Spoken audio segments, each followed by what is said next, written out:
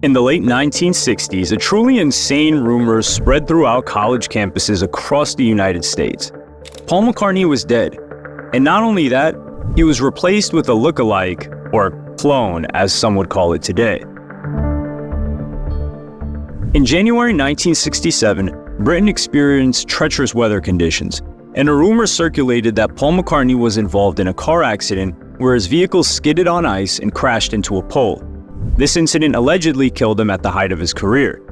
At the time, a Beatles fan magazine stated, "The 7th January was very icy, with dangerous conditions on the M1 motorway, linking London with the Midlands, and towards the end of the day, a rumor swept London that Paul McCartney had been killed in a car crash on the M1. But of course, there was absolutely no truth in it at all, as the Beatles press officer found out when he telephoned Paul's St. John's Wood home and was answered by Paul himself. So, the fanzine tried to bury the rumors there and then. However, this theory had taken on a life of its own and gradually spread from person to person. Later that year, the Beatles released their iconic album Sgt. Pepper's Lonely Hearts Club Band, as well as the Magical Mystery Tour soundtrack. They then released the White Album the following year, and Paul McCartney was regularly releasing music as part of the Beatles, so you would think that this rumor would surely be put to bed. But bizarrely enough, the rumor didn't die, but escalated into something truly insane. The conspiracy now was that Paul McCartney died in the car crash, but the rest of the Beatles decided that they would continue the group and replace him with a look-alike. And the other members were so guilty about doing this that they left clues in all of their albums. By the fall of 1969, the rumor had traveled across the pond and was now the topic of conversation on college campuses across the US.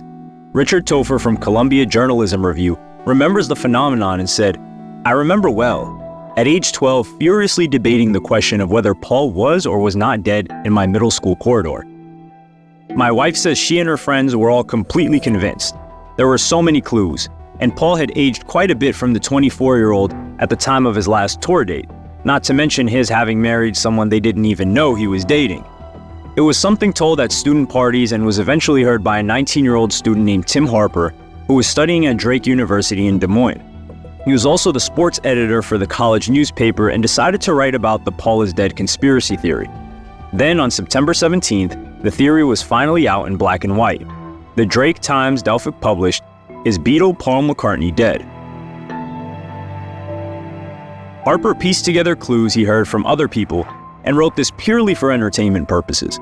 In fact, he didn't even own any Beatles records. The article said, "Lately on campus there's been so much conjecture on the present state of Beatle Paul McCartney. An amazing series of photos and lyrics on the group's albums point to a distinct possibility that McCartney may indeed be insane, freaked out, or even dead."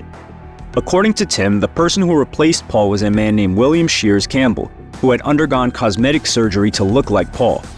4 months after Paul's supposed death in 1967, the album Sgt. Pepper's Lonely Hearts Club Band was released.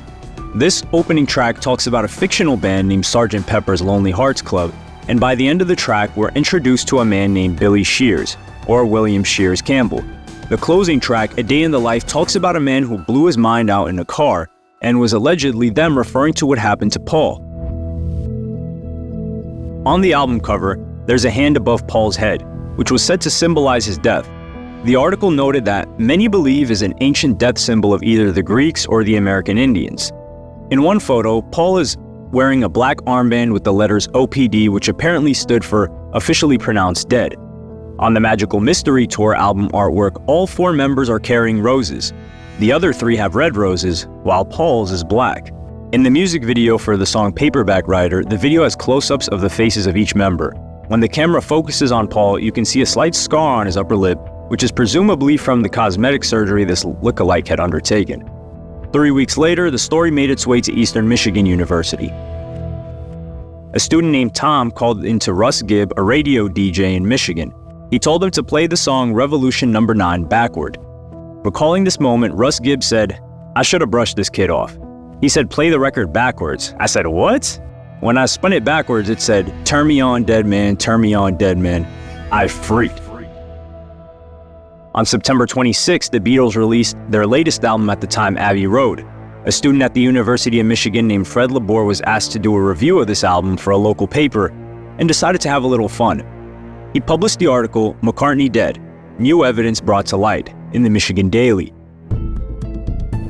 This was a tongue-in-cheek article where he didn't like the Abbey Road record and believed that this new album was proof that the Beatles had lost Paul.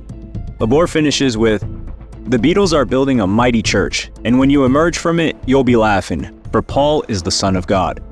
And below the article it reads, "The editor of the paper notes that Mr. Laborde says it's all true, Mr. Labor." Eventually, Apple Records in London received a phone call where a publicist from the company had to confirm that Paul was not dead.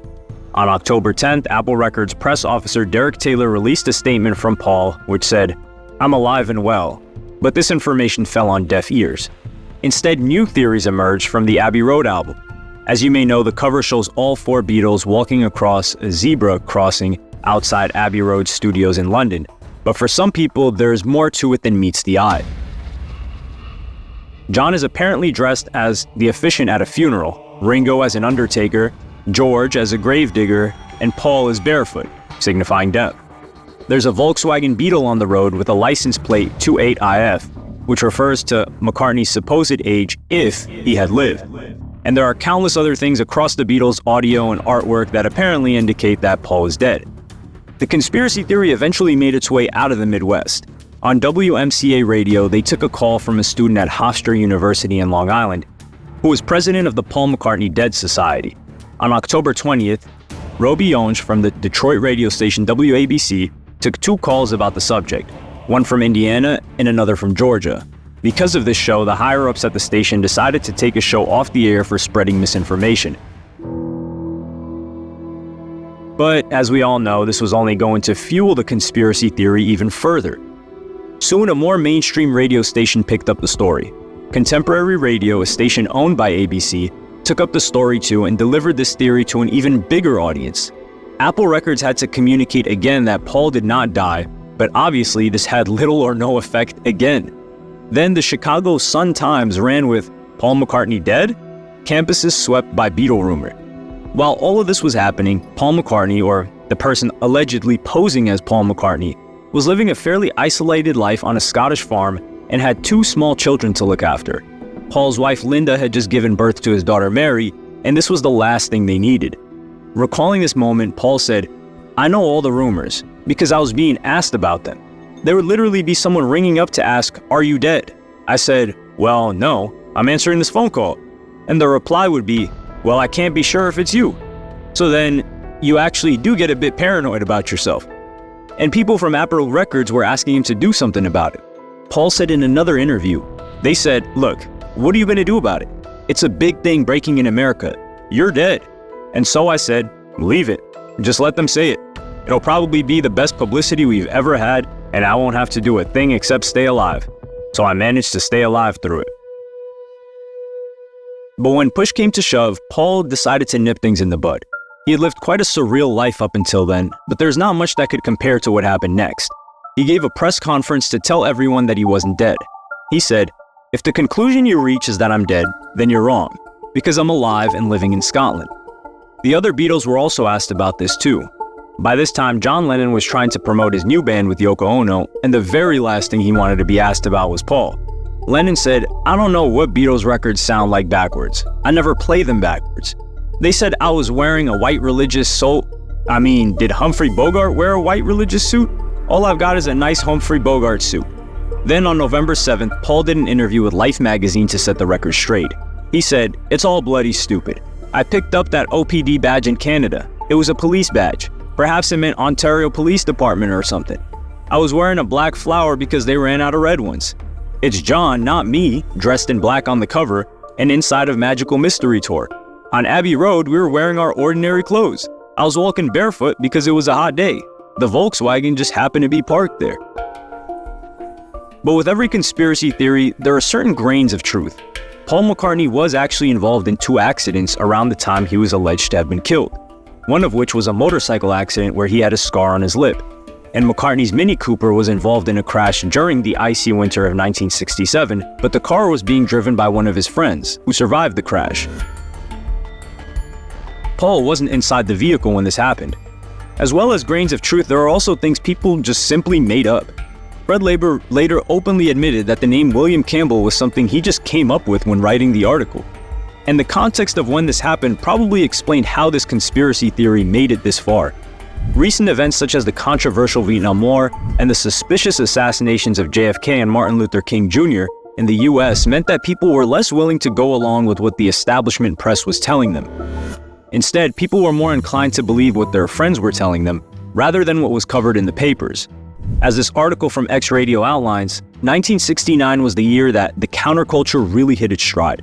The month before the story was published, hundreds of thousands of young people had gathered at Woodstock to preach peace in response to the ongoing war in Vietnam. Around the same time, the Isle of Wight Festival was taking place in the UK. Ultimately, this was the height of the hippie movement, and Paul may have found the root cause of why the story started and spread throughout colleges across the US. He said, "People may have taken too many drugs and started looking for answers in all the wrong places." The biggest argument to debunk this theory is Paul McCartney. He's gone on to make many critically acclaimed solo albums without any help from the other Beatles. And he's also gone on to father 5 children, who all seem to think he is Paul McCartney from the Beatles. If he isn't Paul McCartney, then you would really have to admire his commitment and talent to be able to replace him and perform and write just as good songs. Make sure to subscribe for more.